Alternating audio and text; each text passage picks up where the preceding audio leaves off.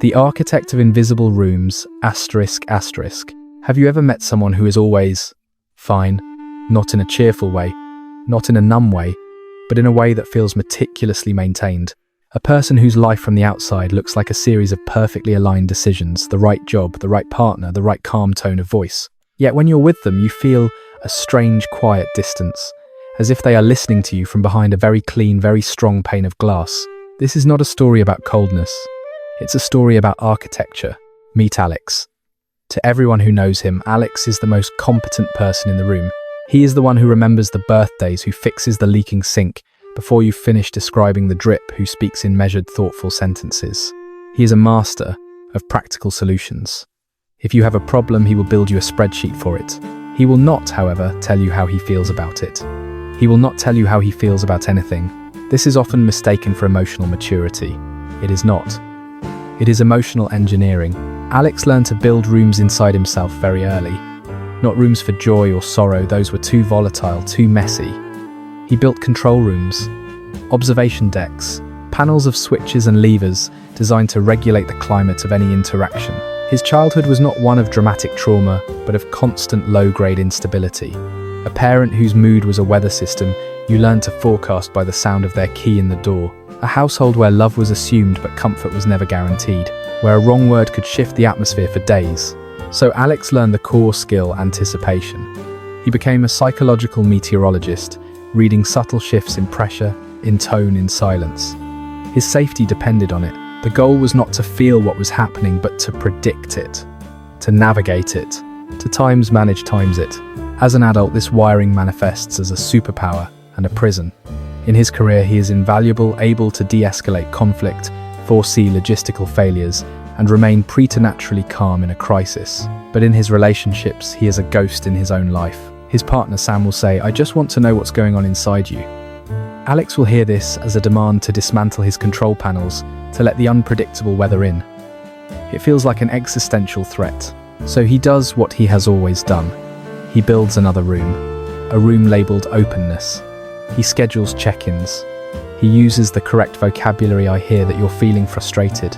He performs the rituals of intimacy without ever leaving the observation deck. It is a kind of gaslighting, but not the malicious kind. It is a self-gaslighting. He is convincing everyone, especially himself, that the simulation is the real thing. His love is not absent. It is locked in a vault, and he has buried the blueprint. The conflict is never loud. It's a quiet, relentless tension. Sam feels chronically alone beside a fully present person.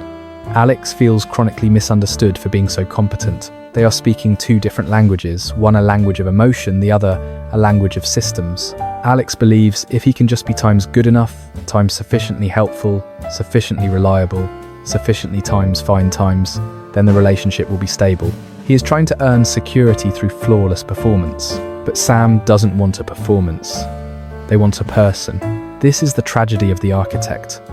He has built a fortress so impeccable, so secure, that he has sealed himself inside. The very skills that protect him are the walls that isolate him. He mistakes the architecture for the self.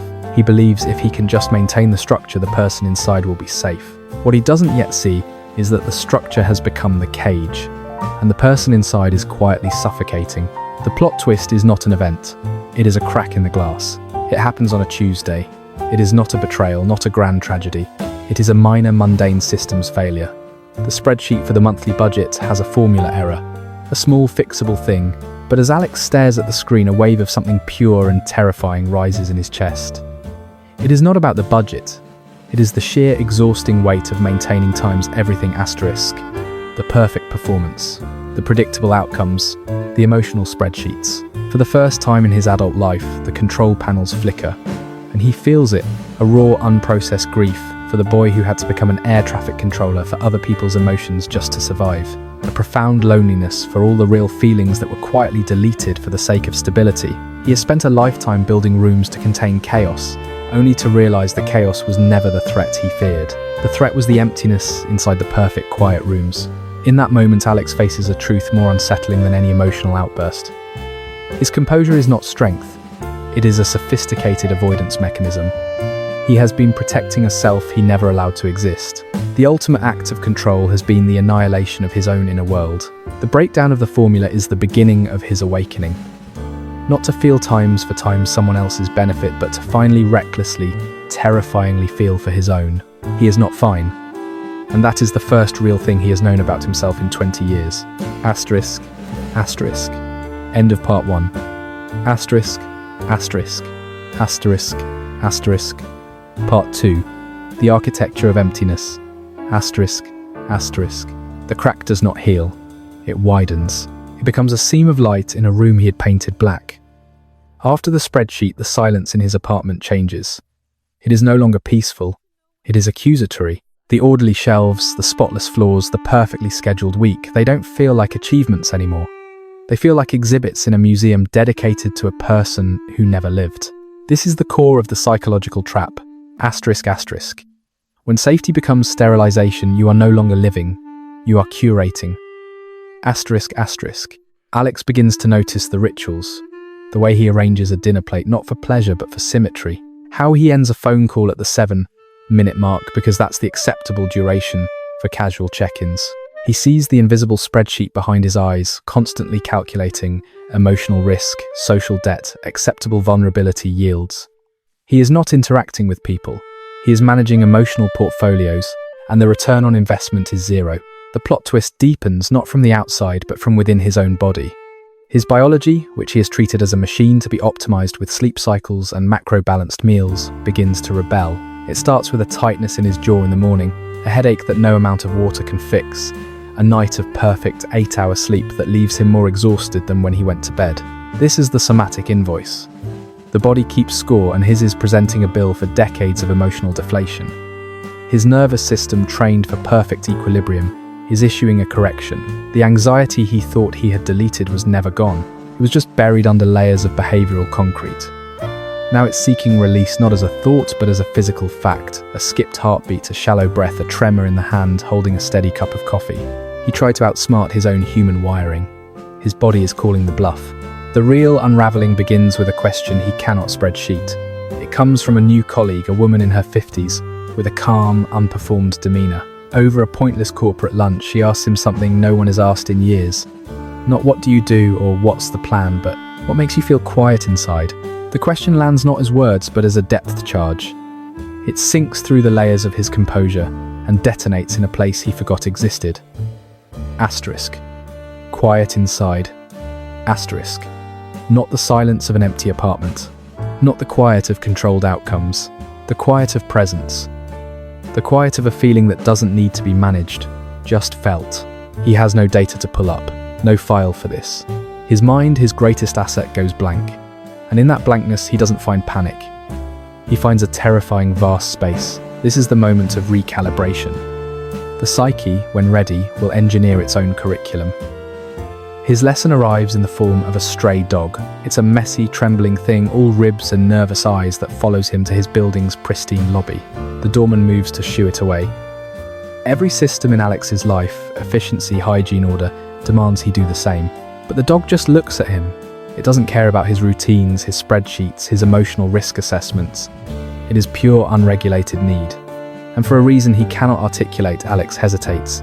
He hears the doorman's voice. "Sir, I'll handle this," but he's already bending down not to touch it, but to see it. In that animal's fearful, trusting gaze, he sees the reflection of his own caged self.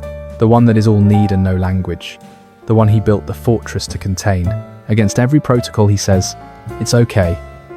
I've got it." Bringing the dog into his sterile apartment is the first illogical, inefficient, emotionally risky act of his adult life. It is a system override. The dog sheds on the sofa. It needs unpredictable walks. It whines at night. It destroys a cushion. It is chaos incarnate. And Alex, the master controller, does not fix it. He tends to it. He sits on the floor, not on the sofa, and feels the animal's head grow heavy in his lap.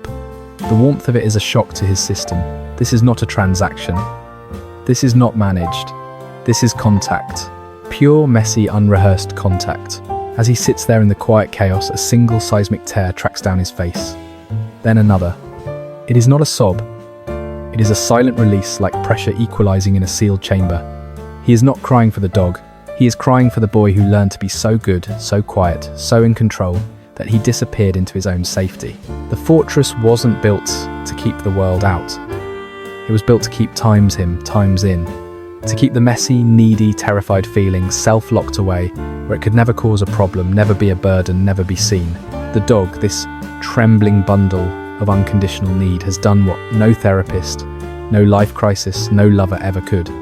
It has bypassed the security system entirely and gone straight to the core. It has asked for care, and in the giving, Alex has found the part of himself that was never allowed to receive. The cage door isn't just open. He realizes with a grief that tastes like freedom, ***, he was the one who built it. And he is the only one who can step out, ***. End of part 2. Part 3. The next morning, Alex is late. The alarm on his phone, a sound he has obeyed for 15 years, rings into the empty space where he used to be. He is not in bed. He is on the floor, his back against the sofa, one hand resting on the sleeping dog's ribcage, feeling the steady animal rhythm of its breath. For the first time in a decade, he hits dismisses instead of snooze. He does not calculate the minutes lost. He simply watches the dust motes dance in a shaft of sunlight he'd never noticed before. This is the beginning of the unbuilding. It is not dramatic. It is quiet tectonic. It happens in the small refusals. He does not answer an email marked urgent that is upon reading merely impatient. He leaves a meeting the moment its purpose has been met, not 10 polite minutes later.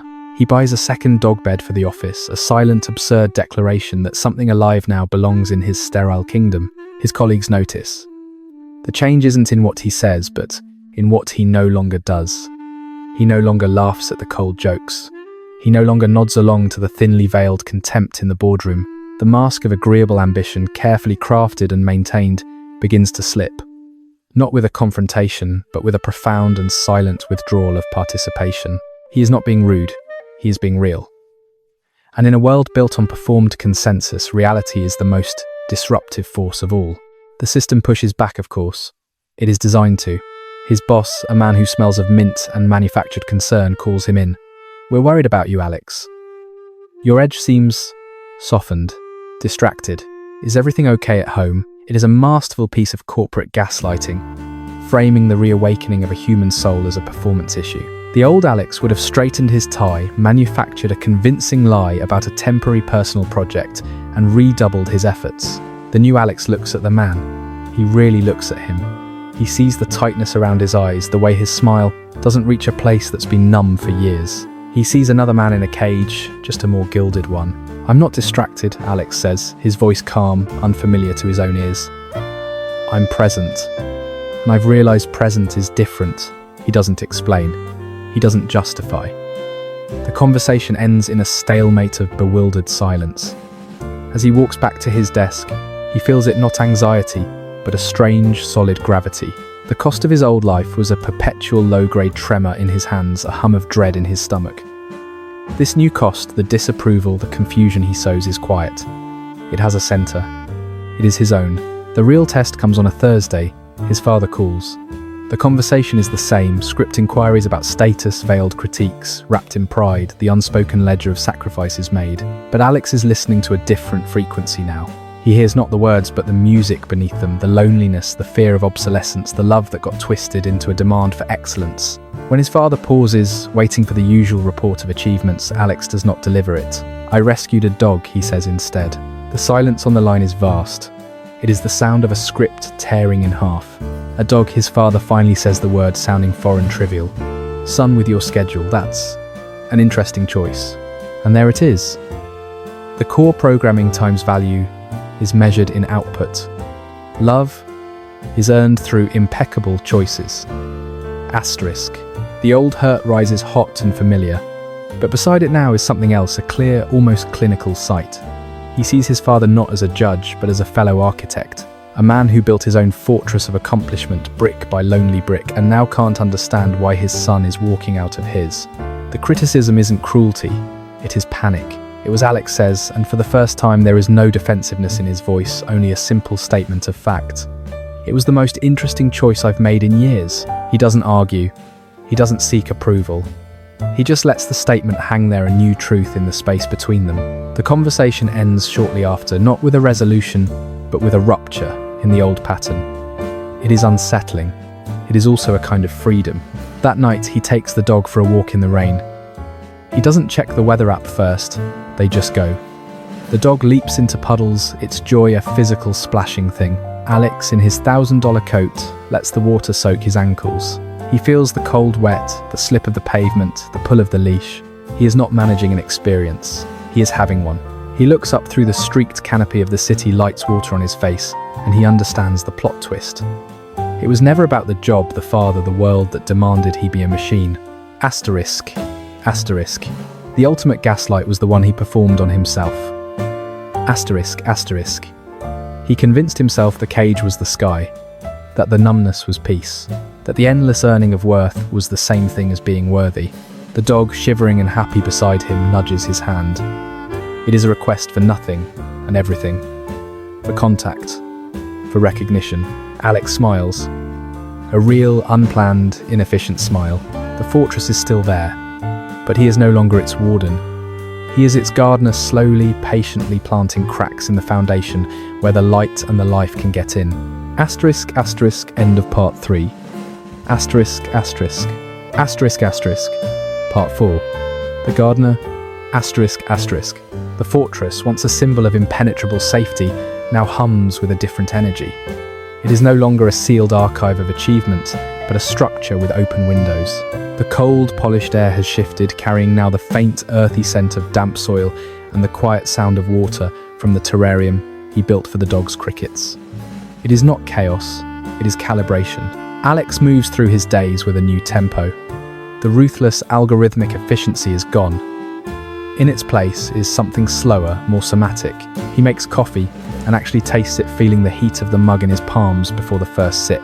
He reads reports not just for data, but for the rhythm of the language, the spaces between the arguments.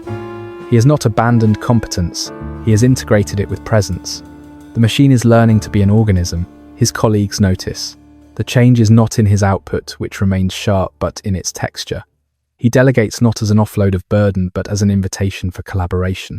In meetings, he sometimes pauses, allowing a silence to stretch beyond comfort, often revealing the unspoken anxiety driving a proposal. He is not less effective, he is differently effective. He trades in a currency older than hustle, genuine connection. The old world, the world of the fortress, tests him. A former mentor invites him to a sleek, silent lounge, a temple to the old gods of status. The man speaks of leverage, of exit strategies, of a startup that is bleeding edge and disruptive. The vocabulary is a familiar song, a lullaby of ambition. Alex feels the old muscle memory activate the urge to lean in to perform the role of the visionary. But then he looks at the ice melting untouched in his mentor's glass. He hears the subtle metallic click of the man's jaw, a somatic tell of perpetual tension. The performance no longer mesmerizes him. It translates. He sees the fear beneath the fervor, the fear of stillness, the fear of being ordinary, the fear that without the next deal, the next title, the next jolt of external validation, the self might simply evaporate. It sounds like you're building something incredible, Alex says, his voice calm. How does it feel to be at the helm? The question lands not as a challenge, but as a bridge. The mentor blinks, thrown by the shift from discussing times what times he is building, to times how, times he is, times being, times while he builds. The conversation falters, then deepens. They do not talk numbers. They talk about weight, about the architecture of a life. It is Alex realizes the most productive meeting he's had in months. This new awareness becomes his quiet compass. He begins to see the same pattern everywhere, in the frantic scrolling of strangers on the subway, in the boastful despair of friends, trapped in golden handcuffs in his father's relentless, lonely golf tournaments. A culture mistaking stimulation for aliveness, busyness for purpose, and a fortified identity for a self. He starts writing. Not reports, but observations. Fragments at first in the notes app on his phone. Asterisk. The most sophisticated performance is the one we label authenticity. Asterisk. Asterisk. We outsource our nervous systems to our networks. Asterisk. Asterisk. Loneliness isn't the absence of people. It's the absence of resonance. Asterisk. He is no longer building a case for his worth. He is documenting the archaeology of a shared disquiet. Then the call comes. It's about his father. A minor cardiac event. A warning, the doctor calls it. Nothing catastrophic, but a fissure in the foundation. Alex drives to the hospital, the city lights blurring into streaks. He expects to feel anxiety, the old familiar pull of duty and dread. Instead, he feels a clear, anchoring sorrow, not for the event, but for the lifetime of events that led to it. He finds his father in a private room, looking smaller against the sterile white sheets, tethered to a soft beeping monitor. The fortress of the man is compromised, revealing the inhabitant. "They say it's nothing," his father says, his voice a gravelly whisper of its usual command. A glitch. Alex pulls a chair close. He doesn't talk about bypasses or cholesterol. He doesn't offer solutions. He simply sits in the new raw space between them. "Must be frustrating," Alex says, "to have your body issue a memo you didn't want to read." His father lets out a sound, part cough, part laugh. "An underperforming asset," he mutters, trying on the old language. It falls flat. In the quiet that follows, Alex does something he has never done. He speaks from the garden, not the fortress. "You know," he begins, his voice low, "I used to think your approval was the final metric, the last line on the spreadsheet that would make everything add up." He watches the steady blink of the heart monitor. "I built everything to that spec. And it almost worked. I became a perfect closed loop." His father is silent, listening. "The plot twist," Alex continues, "was that the system was rigged. The approval I was wired to seek, it was something you were wired never to give. But because you were running the same software, you were waiting for your own father's signal, a signal that never came. So we just passed the same silent alarm back and forth, generation to generation, thinking it was ambition." The room is so still, Alex can hear the hum of the fluorescent light. His father's eyes are closed, but a single tear tracks through the stubble on his cheek. It is not a sob, it is a release. "I got the dog," Alex says softly, "because I needed something to care for that didn't care about my resume. Something that would look at me and just see times me asterisk. A creature that wouldn't understand the concept of leverage. Only here and not here." His father opens his eyes. They are wet, clear, and utterly undefended. "Is it a good dog?" he asks the question, breathtaking in its simplicity. Alex smiles. "She's a terrible dog.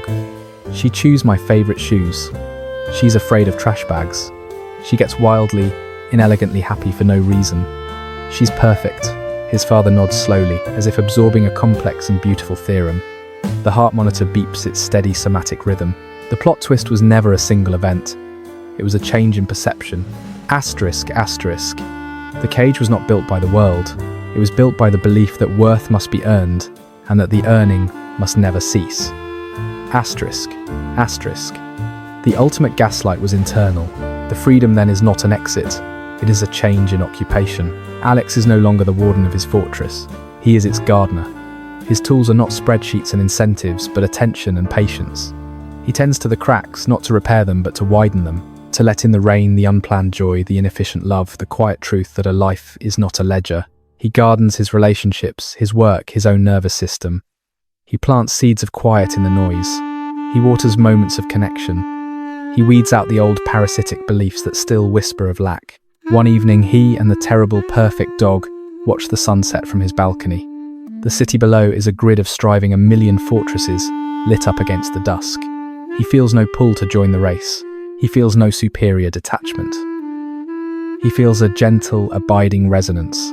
He is here, not performing, not earning, not waiting. He is simply irrevocably present. And in that presence, he is finally effortlessly enough.